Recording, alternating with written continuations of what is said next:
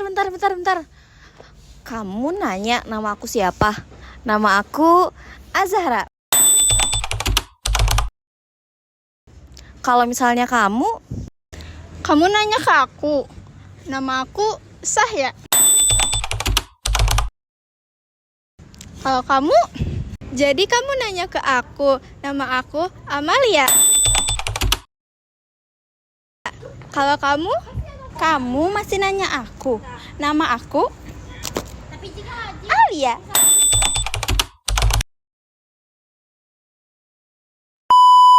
Amal. iya? Kamu tahu malnutrisi gak? Gak tahu apa itu. Kalau kamu? Yang kurang gizi nggak sih kalau malnutrisi itu?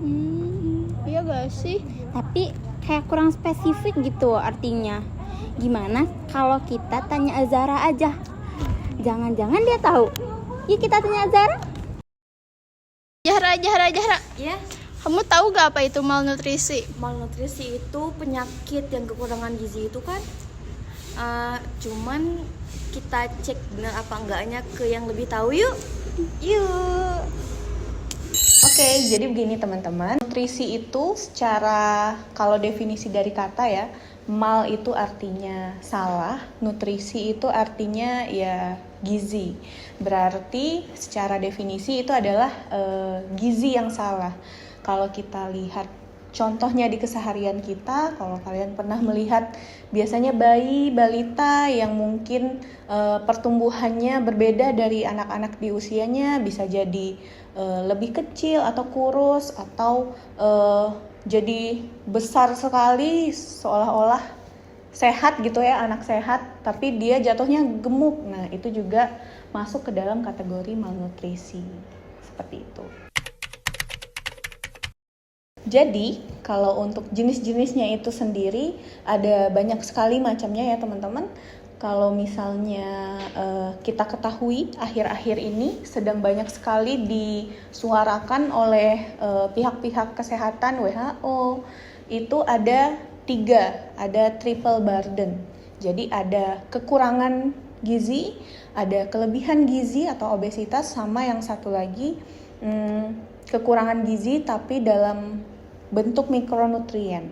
Nah, kalau kekurangan gizi yang pertama ini, itu dia spesifik anak terlihat kurus atau terlihat pendek gitu. Kalau yang kelebihan, ya seperti namanya juga kurang lebih obesitas. Kalau yang mikronutrien itu biasanya anemia. Terjadi pada siapa saja.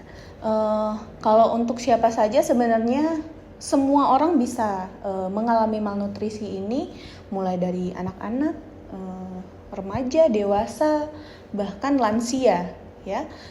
Tapi kebanyakan concern kita di dunia gizi biasanya akan lebih fokus ke bayi balita karena mereka memang dalam proses pertumbuhan yang sangat pesat. Dampaknya bagi pertumbuhan anak balita itu sangat besar ya, karena memang bayi balita ini nantinya akan tumbuh menjadi dewasa yang nantinya kita harapkan akan menjadi penerus dari bangsa kita. Jadi akan lebih baik kalau gizi si bayi balita ini tadi dalam kondisi yang baik. Jadi kalau untuk dari segi dampaknya, otomatis ketika dia menjadi seorang remaja yang aktif di kuliah, mungkin dari segi prestasinya akan lebih rendah dari teman-temannya yang dengan kondisi gizi yang baik. Kalau dia dalam kondisi dewasa, dia pasti produktivitasnya juga akan lebih kurang dari rekan-rekannya yang mungkin punya gizi yang baik. Seperti itu. Solusinya seperti apa?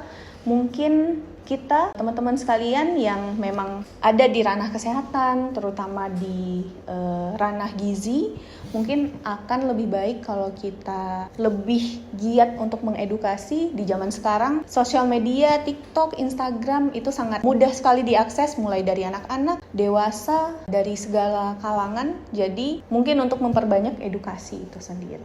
Semoga nanti kita semua, masyarakat Indonesia tentunya dan masyarakat Cianjur mungkin bisa menumpas si malnutrisi ini dan sama-sama menciptakan generasi baru yang berprestasi dan lebih sehat ke depannya.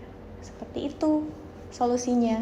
Jangan lupa konsumsi protein hewani yang baik, konsumsi gizi seimbang sesuai dengan prinsip isi piringku. Jadi, sampai di sini paham kan teman-teman semua apa itu malnutrisi, jenis-jenisnya apa, dan cara untuk mencegahnya seperti apa.